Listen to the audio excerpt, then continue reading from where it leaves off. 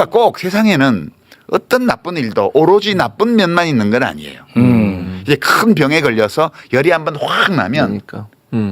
우리 몸을 전부 정밀하게 진단하는 계기가 된다니까요. 잘 치료했을 때. 그렇죠. 그렇지. 네. 너무 다행스러운 게 이게 드러나는 게 얘들이 막판에 몰렸다고 생각하니까 다급해서 너무 유치하고 저질스럽게 해버리니까 이걸 식별하기가 너무 쉬워. 근데 궁금한 거는 과거에 진보 정권의 대통령들이 많았는데 왜 유독 이재명 대표에게는 금단 현상이 이렇게 노골적으로 나타나는 거예요?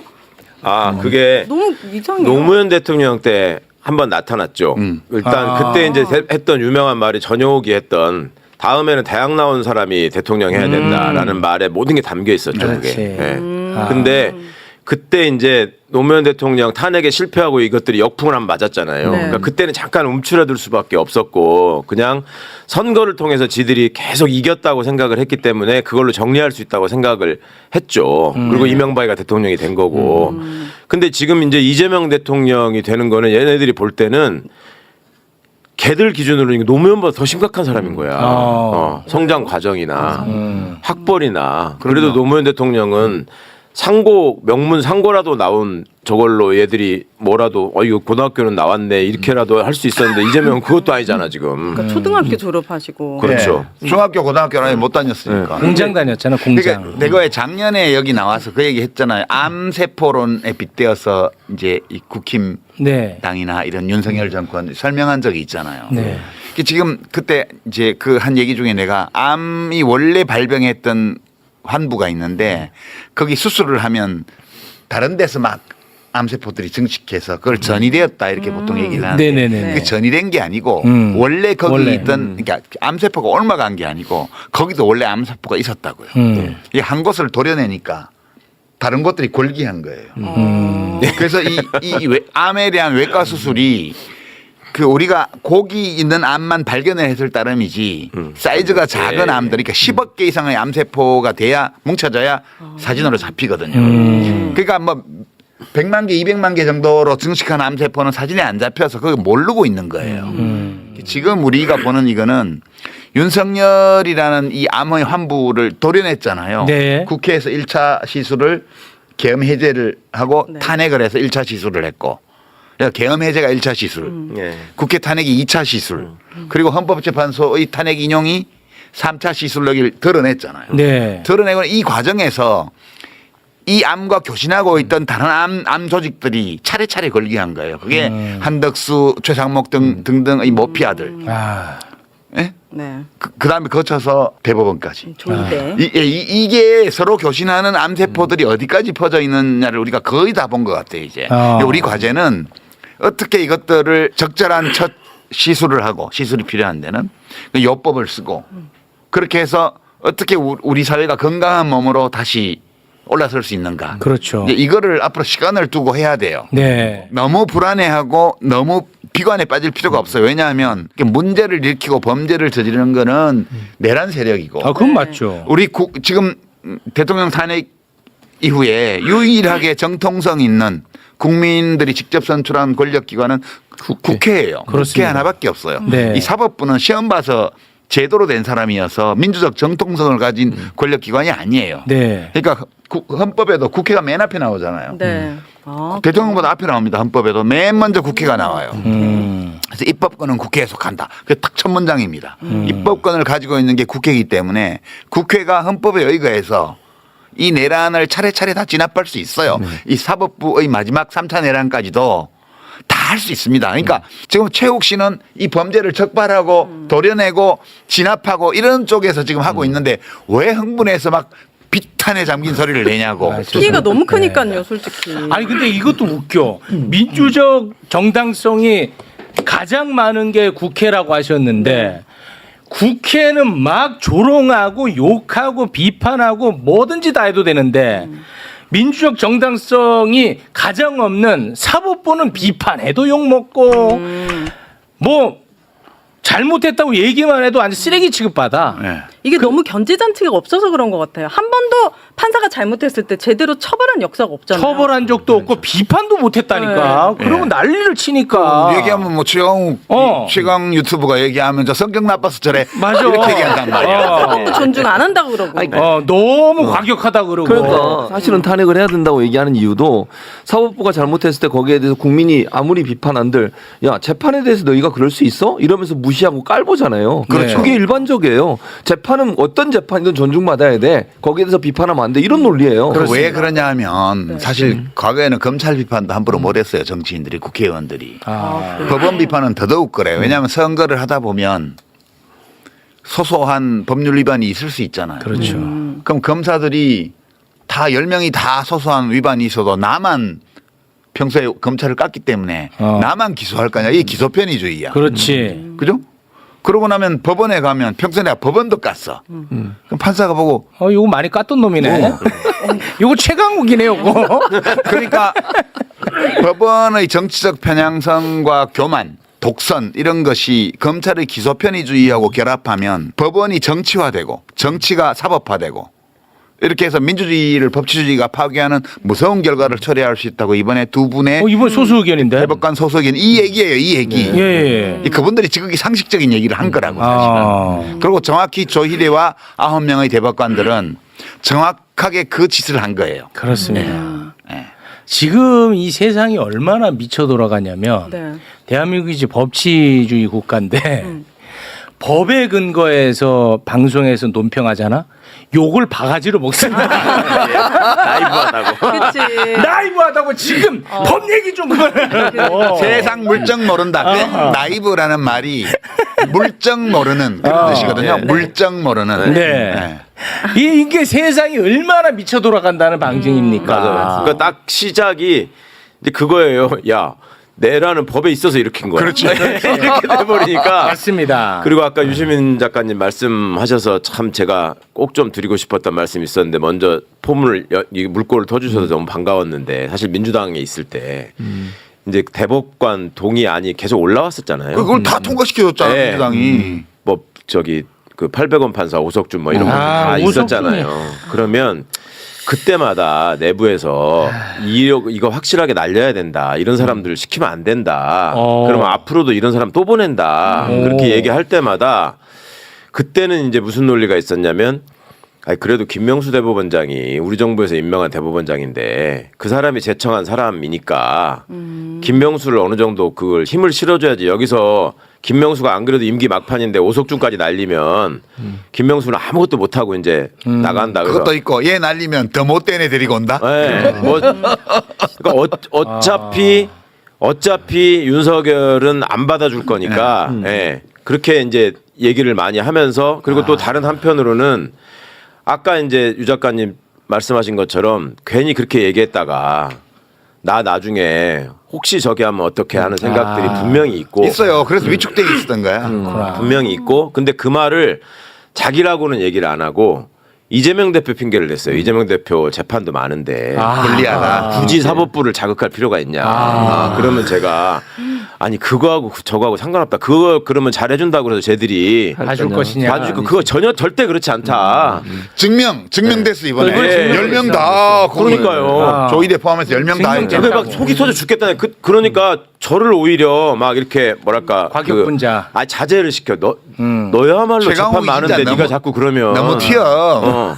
너만 손해야. 내가 우리가 이렇게 해서 너를 위해서라도 이렇게 하려고 하는 거면 아니 나 필요 없으니까 그냥 해도 안 먹혀 그게. 안 먹혔어요. 그래서 보면 뭐 오석준이라든지 조희대도 청문회 때 그 조희대 이슈가 있었더만. 있어요. 지금 보니까. 근데 지금 그거를- 다 파묘 중이지. 그러니까 지금 이제 뭐 이제 수면 위로 올라오는 중인데.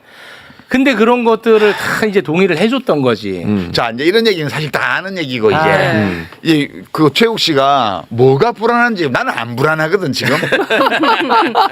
참 나이브 하셔. 나는 안 불안해. 왜요? 뭐 진짜로? 맹자 이런 거 다 읽으셔서 안 아니 그게 불안하신 거 아니고 아니에요? 지금 상황 이렇게 보면 네. 막 불안해할 이유가 별로 없어요. 너무 많은데. 다 잘 될 거야. 그러니까 뭐가 불안해 물어봐봐요. 내가- 일단 저는 예. 일단은 화가 나는 게 하나가 있고 불안한 게 두 번째요. 네. 왜 화가 나냐면 일단은 얘네들이 하는 행태를 나는 받아들일 수가 없어. 첫째. 아니, 그건 됐어. 아, 그거는 우리가 이제- 화내봐야 소용없어. 네. 그거는. 아, 그거는 아무튼 그렇고 두 번째 불안감은 이번 대선을 통해서 한덕수라든지 김문수라든지 김문수. 이따위 사람들이 당선이 될까봐. 아. 다시 말해 이재명 후보의 피선거권이 박탈이 될까봐 아하. 낙마할까봐. 왜냐? 지금 하나 확실한 것은 사법부 대법원장을 중심으로 해가지고 사법부는 마음을 먹은 겁니다.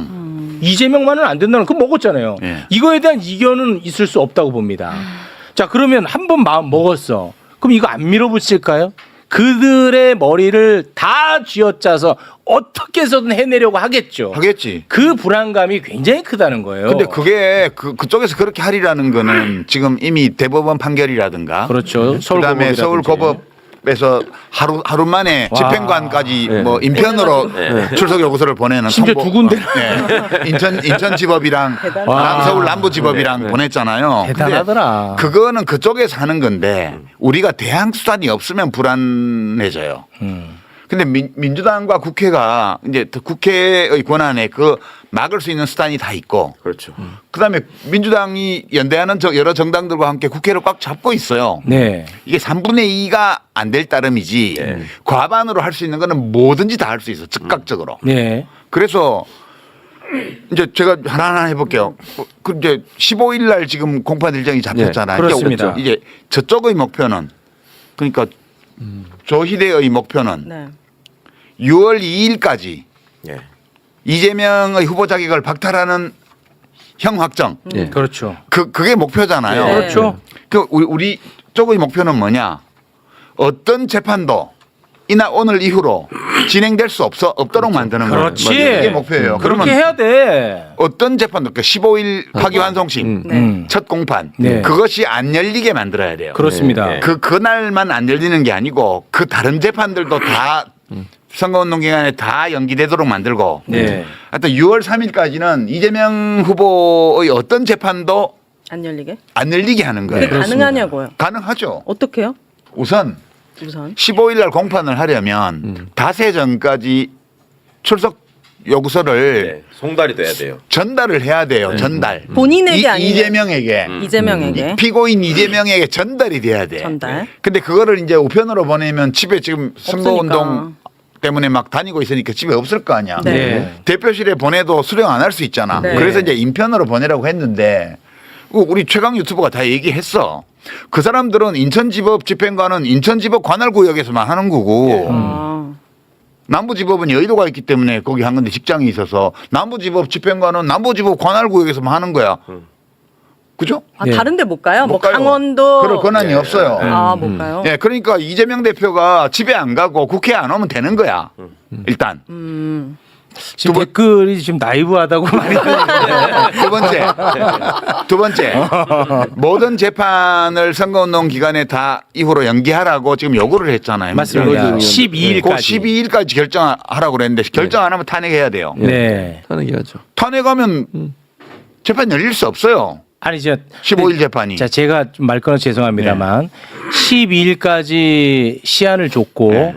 그때까지 기일 변경을 하지 않으면 탄핵을 하겠죠. 그럼요. 네.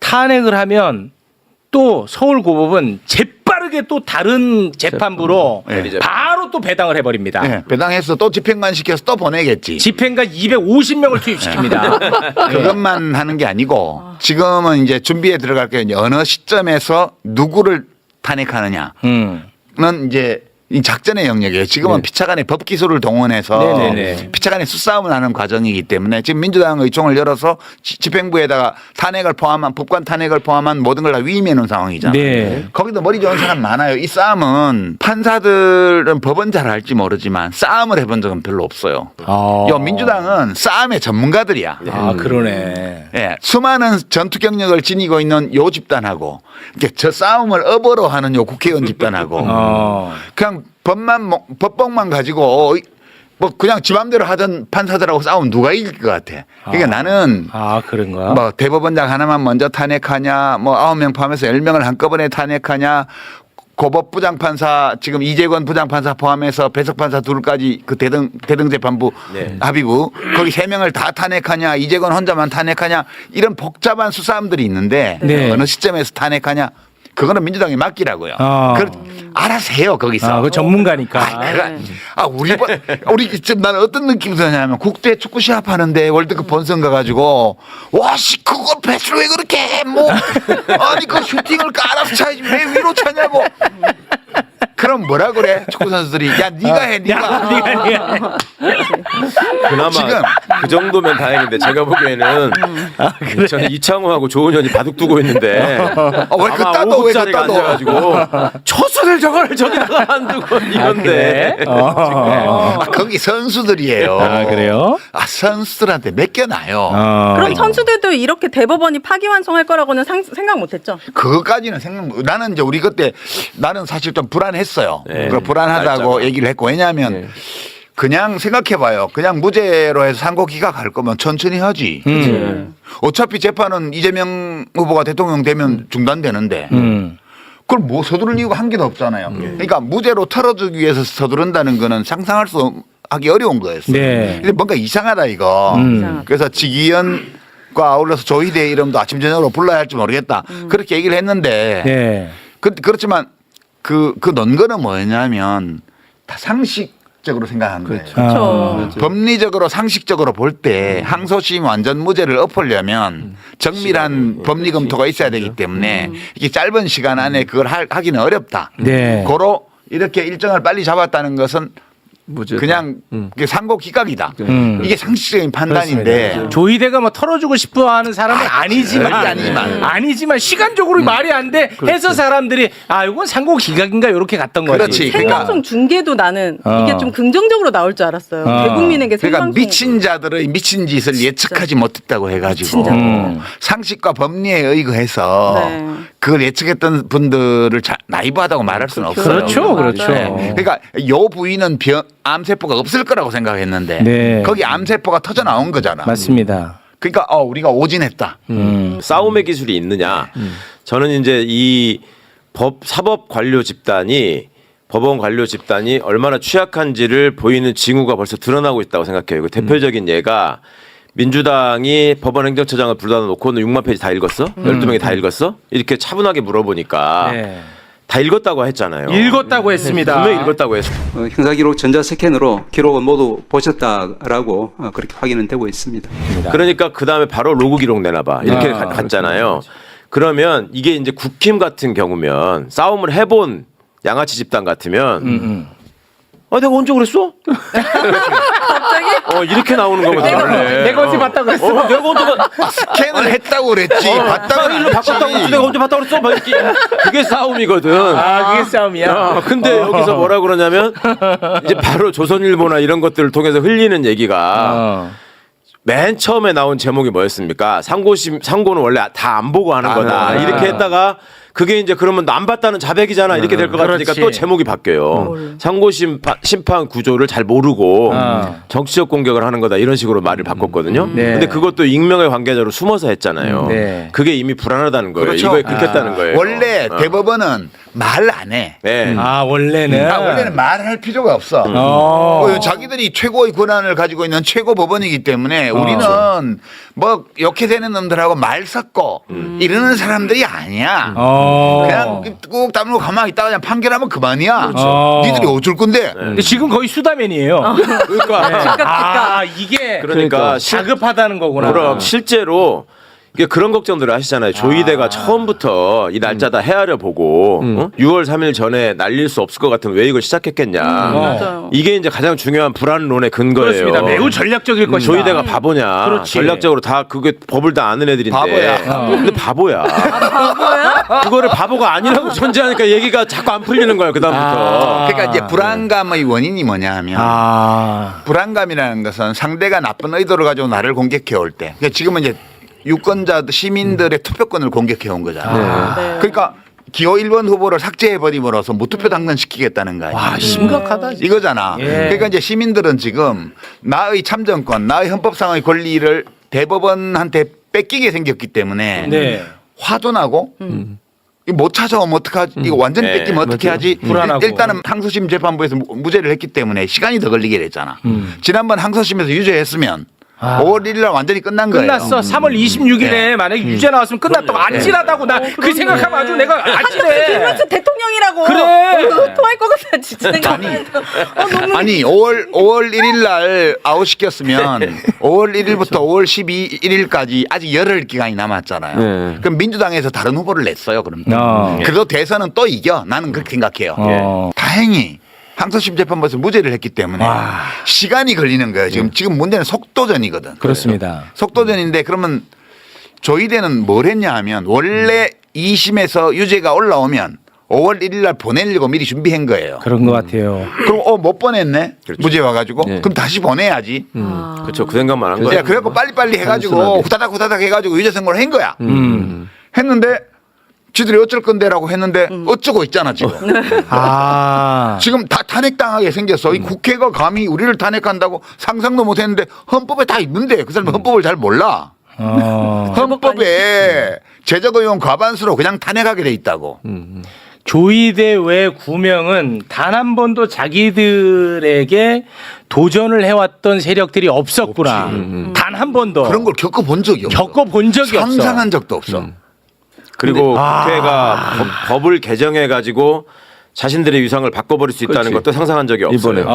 항상 봐줬기 때문에 사법부의 일은. 상상한 적도 없었고 실제 그런 적도 없었고. 그렇지, 그렇지. 어. 그러니까 지금까지 민주당은 우리 싸움의 기술이라는 영화 있었잖아.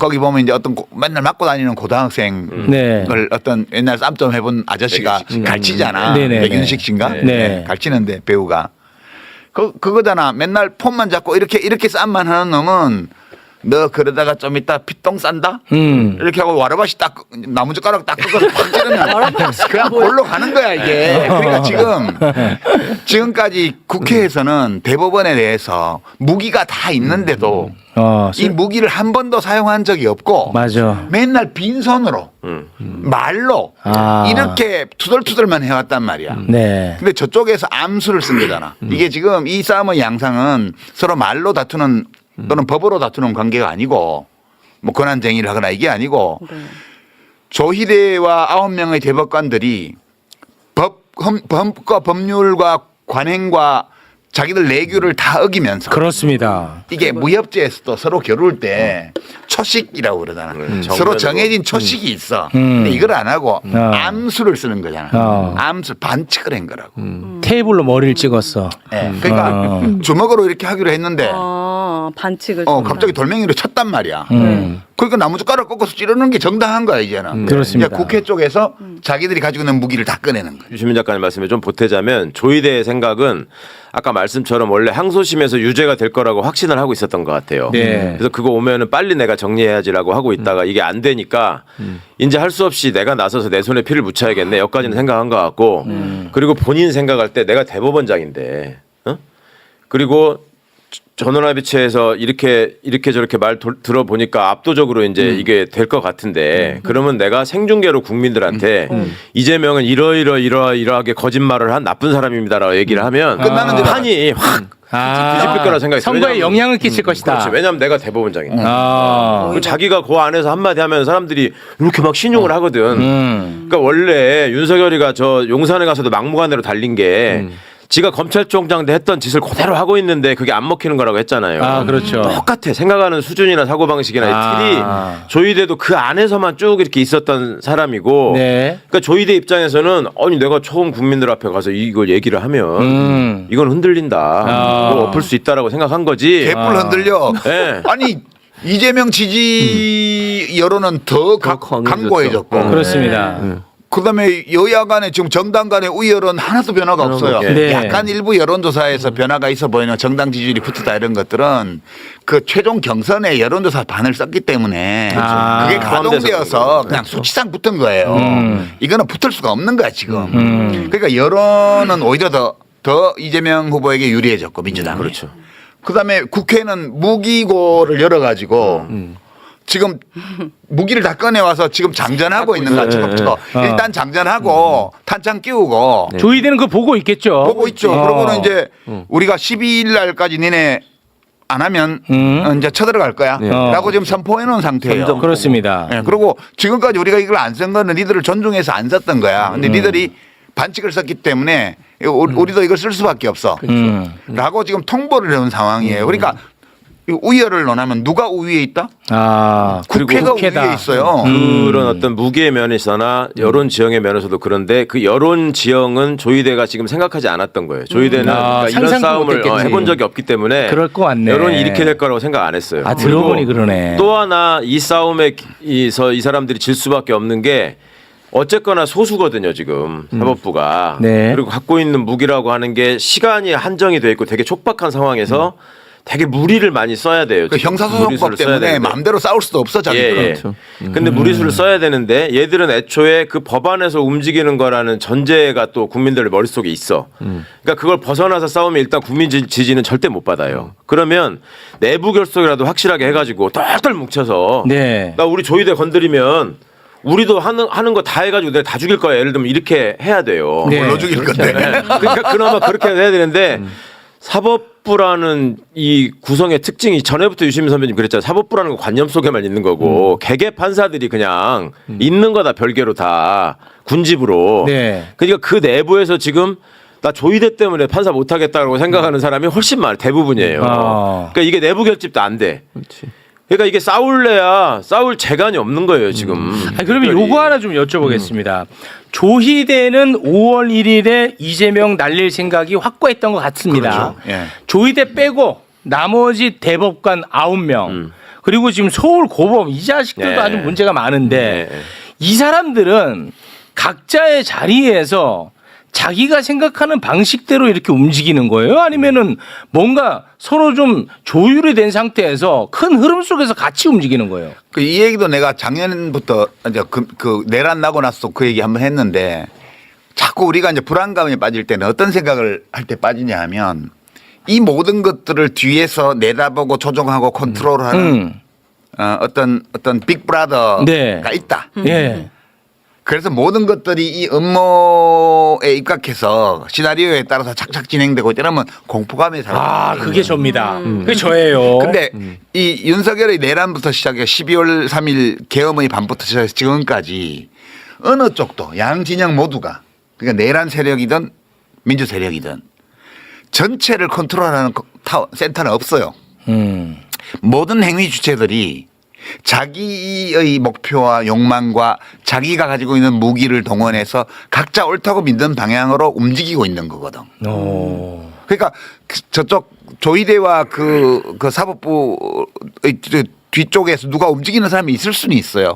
뭐 어느 로펌에 뭐 예. S 모 변호사가 어찐다 뭐 M 모 변호사가 어찐다 이런 얘기들이 있는데 네네. 그 사람들이 움직일 수도 있어요. 근데 그 사람들이 이 모든 것들을 기획해서 뒤에서 컨트롤하는 존재일 수는 없어요. 그러니까 누구도 상황 전체를 장악하고 컨트롤하는 주체는 없다 지금. 없어요. 진영으로 나뉘어서 지금 대결 중인데 네. 가장 강력한 세력은 민주당이에요. 어. 법원이 민주당 국회의원들을 어떻게 할 방법이 없어 지금 당장 대선 때까지 남은 4주 동안. 네. 법원은 아주 소극적인 기관이에요. 검찰이 특히 형사법정은 검찰이 기소한 사건만 다루는 데라고요. 그렇죠. 그 국회의원들을 어떻게 할 방법이 없어요. 그러나 국회는 법관 누구나 다 이유가 있으면 다 탄핵할 수 있어요. 마음 딱 먹고 쓰기 시작하면 아. 예, 불안해할 이유가 별로 없어요. 최욱 씨 질문이 대법관들은 독자적인 의견으로 9명. 한 거냐? 네. 저 고등법원 이재권이 왜 이러는 거냐? 네. 제 생각을 좀 말씀드리자면 저는 이 9명 중에서도 특히 그 두 분의 그 소수 의견에 대해서 반박하는 보충 의견을 낸 5명이 있었잖아요. 아, 그렇습니다. 네. 그 5명을 주목. 여기가 돌격대예요. 돌격대. 네. 진짜 5명이 돌격대인데 이게 이제 말 같지 않은 소리를 거기다 써놔가지고 뭐 지연된 정의는 정의가 아니라는 무슨 거기에 사실 불법 재판의 증거를 많이 자백해놨더라고요. 보충 의견에. 그게 굉장히 그러니까 이 판결문의 특징이 굉장히 수준이 낮은 아주 저열한 판결문이라는 데가 있는데 이 보충 의견을 쓴 5명이 더 골 때려요. 근데 이제 이 사람들의 면면을 보면 일단 서경환, 이수견, 그다음에 박영재, 박영재. 와, 박영재는 신숙희, 마용주 이렇게 돼 있거든요. 마용주 왜 임명 안 했던 거야? 그동안에? 여기 지금 이수견 하나만 서울법대 내란과 출신이 아니에요. 그리고 4명은 다 서울법대 내란과고 서경환만 저보다 대학 선배고 나머지 3명 다 후배거든요. 네. 근데 그래요? 마용주, 박영재, 신숙희는 어떤 사람이냐면 조의대 참모 출신이에요. 그러니까 대법원장의 가장 신복이 누구냐면 법원행정처장이 아니라 법원행정처 차장이야. 그래서 양승태 때도 법원행정처 차장 임종원이 모든 걸 다 한 거예요. 왜 법원행정처 차장이 대법원장의 신복이냐?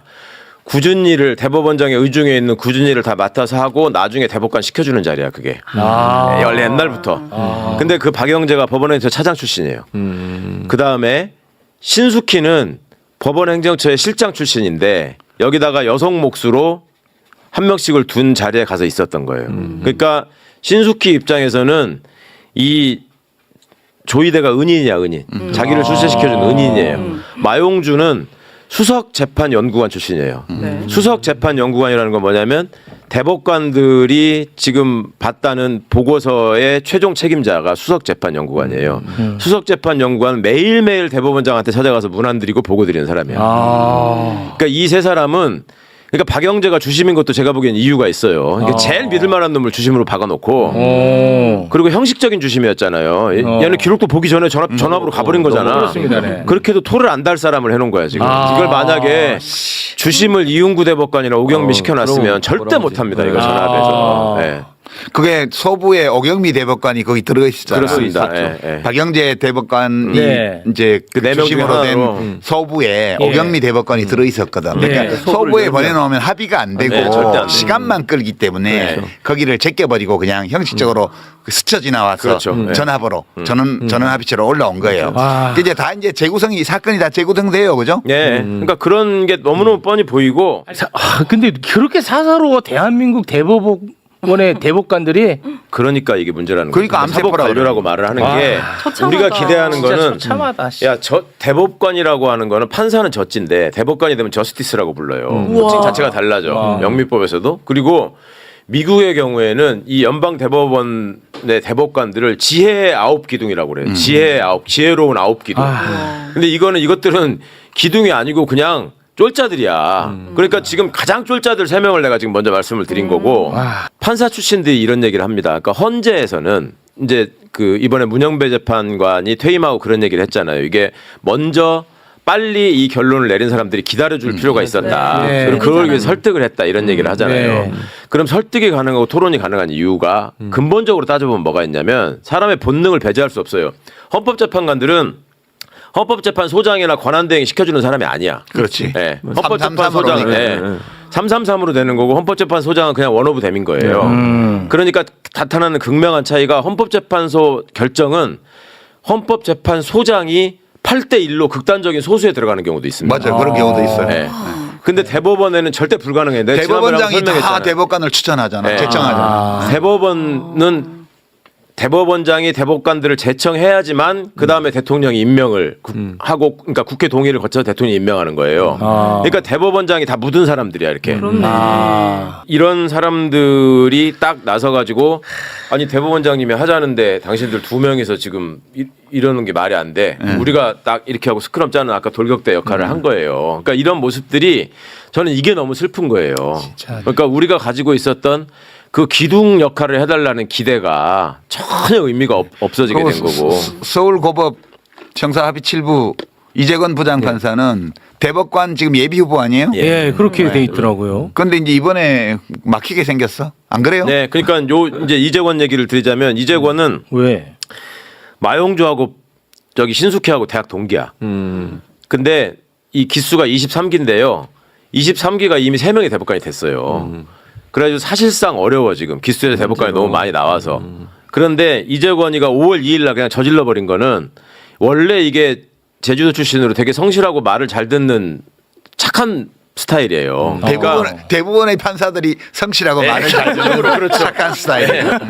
이게 그 소위 말하는 언론에서 정통 법관이라고 표현하는 사람들의 특징인데 속으로 엄청난 지 자부심과 자존심을 숨기고 겉으로 굉장히 젠틀하고 굉장히 얌전하고 성실해 보이는 사람들이야. 근데 이재권 입장에서는 제가 보기에 이 조이대가 결행한 걸로 봐서 이게 법원의 누구도 이거는 대법원장이 그럴 만했다라고 생각하는 사람은 아무도 없어요. 이거는 대법원장이 독하게 맘먹고 저지른 거다라고 생각해 지금 다.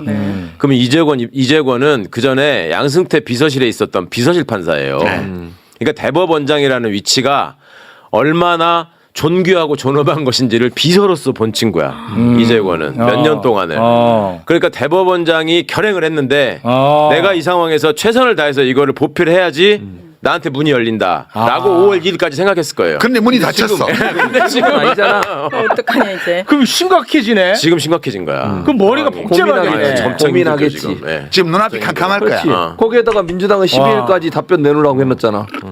그럼 고민하지 않겠어요? 골치 아프네. 그렇지. 기일 그래서- 변경 해달라고 요청했는데 그래서 그거 어떻게 할 거냐고. 민주당이 못 이기는 척하고 이재권이가 물러날 수 있는 미끼를 지금 몇 개 마련해두고 있어요. 아 그래요. 네, 오늘 방송 나가는 수요일부터 이게 하나씩 투척이 될 거예요. 이제 그거만 보면 돼. 이게 던질 거야 하나씩. 그러니까 이제 이재권 부장판사는 이재권 부장판사는 그러니까 법원 판사들이 고위급 판사들이 여론에서 이렇게 가족과 신상이 털리는 경험이 네. 처음일 거예요. 이게 처음이죠. 그냥 근데 어느 정치 세력이 하는 게 아니고 네티즌들이 찾아내가지고 과거 자발적으로. 판결 다 파내고 그다음에 뭐 친인척 관계, 뭐 동창 관계, 무슨 결혼식 주례를 누가 받냐까지 다 파내고 있잖아. 뭐 아빠한테 주식을 다시 팔아서 뭐 70 몇 억을 차액을 하고 와. 그러고 뭐 그런 캐비넷도 다 열고 있어 지금. 뭐 입건된 거 뭐 이런 거 사건 다 네. 찾아내고 있잖아. 이런 상황을 겪어보지 않은 사람들이에요. 어. 지금 몹시 당혹스러울 거라고 보고요. 12일까지 한번 보자고요. 5월. 어. 5월 12일 이전에 이 재판 일정 변경을 하나 안 하나. 그렇지. 어. 그게 키야. 예. 야, 그거 궁금하다. 어떻게 할까? 이거 완전히 시작할 때는 진짜로 그냥 한번 밀어붙이자는 거였던 것 같은데. 불도저로 시작했다가 지금은 본인들이 이제 경험하지 않은 걸 당하고 있어서. 향후에 지금 촉탁을 받은 집행관들의 움직임도 저는 굉장히 흥미롭게 지켜보려고 해요. 어떻게 일단은 하나? 빨간 나라의 사람들이 안 움직이거든. 근데 집행관은 공무원이 아니에요. 아, 그럼 누구예요? 공무원으로 간주되는 사람일 뿐이고 전직 법원 공무원이야. 그러니까 아. 퇴직한 사람들이 집행관이 되는 거예요. 알바하는 거 알바. 그러니까 이 사람들이 최선을 다해서 열심히 해야 될 필요도 없고 집행관이 또 임기가 정해져 가지고 평생 할 수 있는 것도 아니에요. 그러니까 나중에 이걸 열심히 안 한다 그래서 무슨 조이대한테 특별히 불이익을 받을 만한 것도 없어. 그렇구나. 그러니까 제가 보기에는 그 서강대교 건너지 말라고 했던 조성현 대령의 역할을 할 수 있어 이 사람들이. 좀 소극적으로 대충 이렇게 하면서 카페에서 커피도 한잔 하면서 밥도 먹으면서 그리고 이 사람들이 예를 들어서 이제 송달 불능 보고서를 올리면은 이제 그 다음에 또 다음 단계로 넘어가게 되는데 네.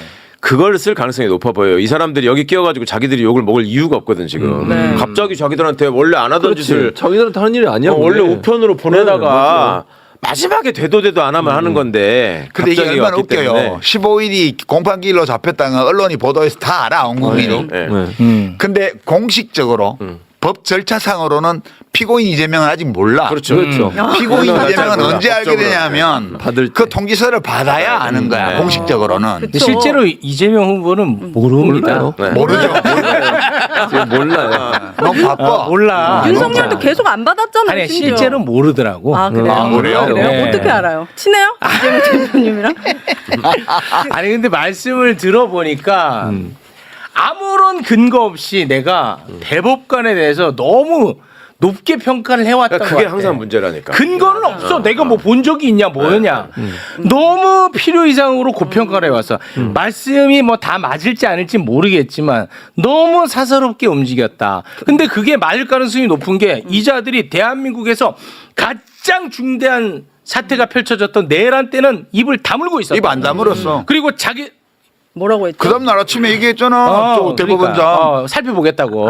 아니 뭐 어떤 절차를 밟았는지 예. 지켜봐야 되는데 뭘 지켜봐? 뭘 지켜봐? 이미 다 봤는데 뭘 아니 지켜봐. 네. 수십 년 판사를 하는 사람이잖아. 네. 우리 헌법 77조 개헌법 앞단에 보면 국회에 대해서는 합법 합헌 개헌인 경우에도 국회에 대해서는 아무것도 할 수 없어요. 대통령이. 근데 그날 밤에 국회 개헌군이 쳐들어가서 유리창 끼고 들어가고 막 다 봤잖아. 맞습니다. 무슨 검토해봐야 뭔 되는데. 절차를 거친지 뭘 볼 게 있다고. 그러니까 대법원장이라는 사람이 그런 말을 할 정도면 이것은 이미 한패라고 봐야 되는 거지. 네. 아 윤석열과 네. 그렇지. 그렇죠. 정신적으로. 맞아. 싸움으로 돌아가서 다시 한번 맞아. 생각을 해보자면 우리가 이제 정치적인 싸움이 붙을 때 저쪽에서 보면은 왜 권성동, 그 다음에 뭐 김재원, 뭐 박수영, 나경원 뭐 이런 사람들 나와가지고 그 곽규택이 뭐 한동훈이 할 거 없이 그 김기현 막 너무나 뻔뻔한 표정으로 너무나 황당한 말을 해버리잖아요, 그냥. 네. 어? 그럼 내가 언제 그랬습니까? 아니면 뭐 앞서 드린 말씀 같습니다 하고 아니면은 치워 그러고 가버리잖아. 어제 했던 말 다르고 오늘 했던 말 그러니까 다르고. 그런 뻔뻔함이 있어야지 그나마라도 싸움을 해볼 수 있는 뭐라도 있는 건데 제가 이 사람들 안다 그랬잖아요. 이수겸만 빼고 개인적으로 다 아는 사람들이에요. 이 사람들은 앞에서 그냥 야 이 자식아 이렇게만 해도 얼굴 빨개져. 아, 진짜요? 애들이야 진짜 이게 이재권, 마용주, 박영재, 신숙희 너무 화가 나서 그러는 거예요? 얼굴 빨개지는 게? 아니 어떻게 아니. 대응해야 될지 모르는 거지. 아, 아니 실제로 내가 애들 데리고 얌마 이렇게 해봤어 내가 애만 학교 다닐 때. 진짜요?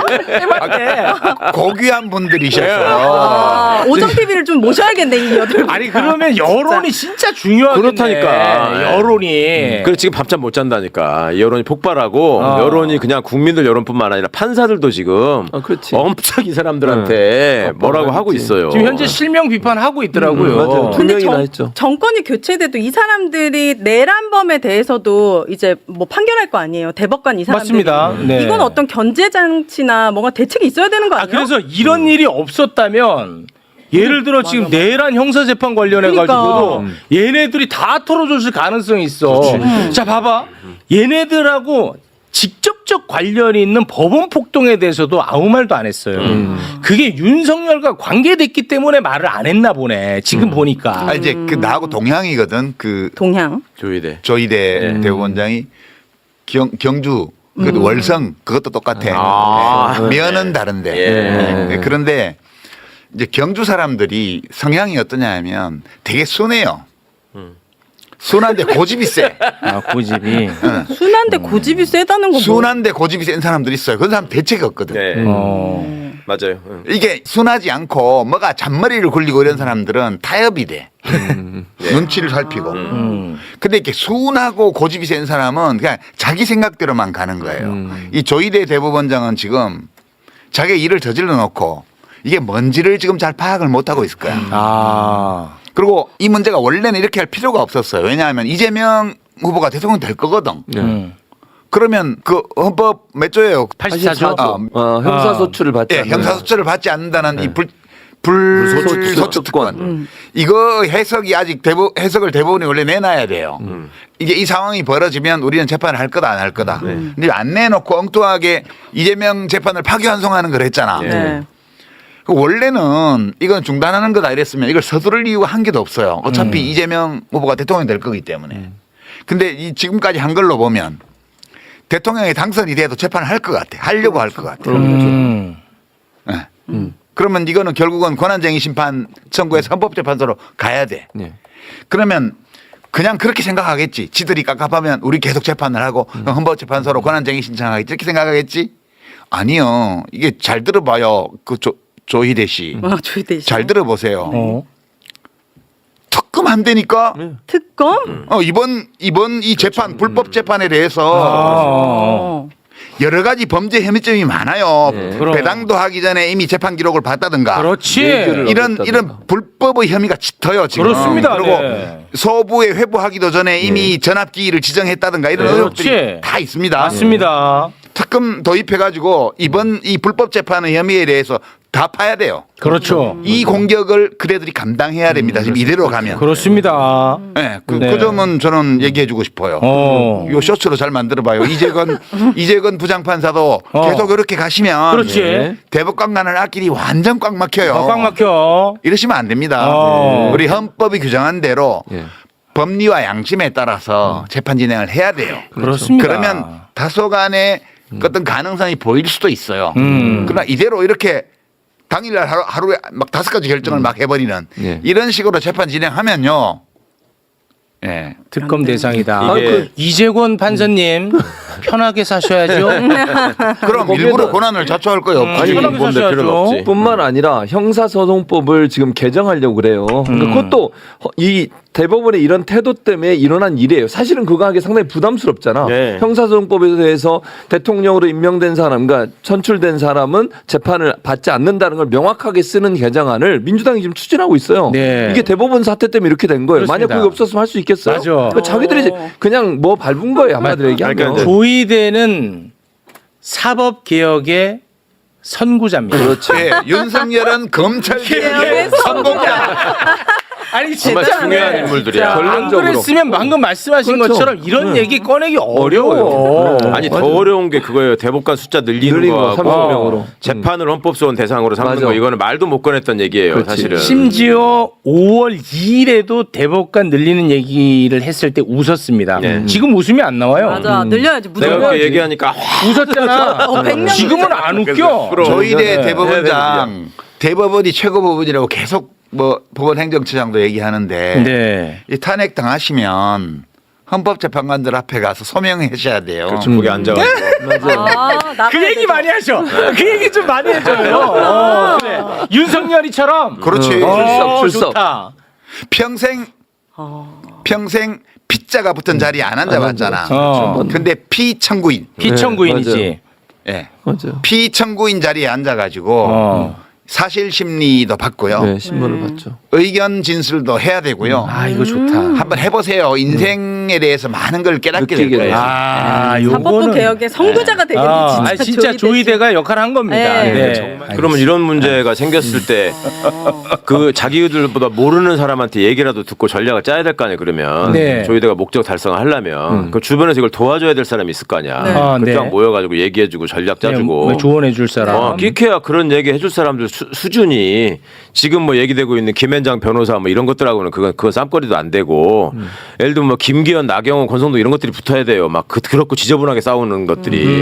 근데 그거는 또 자기하고 좀 다르다고 생각했던 애들은 한계가. 그러니까 이게 자기 편이 없다니까 지금. 그러니까 이 싸움을 우리가 법원하고, 그러니까 대법원하고 국회가 충돌하는 장면을 처음 봐요. 처음 보는 거예요. 처음. 그래서 이게 좀 당혹스럽고 이해가 잘 안 되는 측면이 있는데 이게 원래 민주주의 상권 분립 시스템에 내장되어 있는 상황이거든요. 아 그렇죠. 한 번도 우리가 못 겪어봤기 때문에 당혹스러운 거예요. 예. 그 당혹스럽고 불안하기로 치면 우리보다 그들이 더 해요.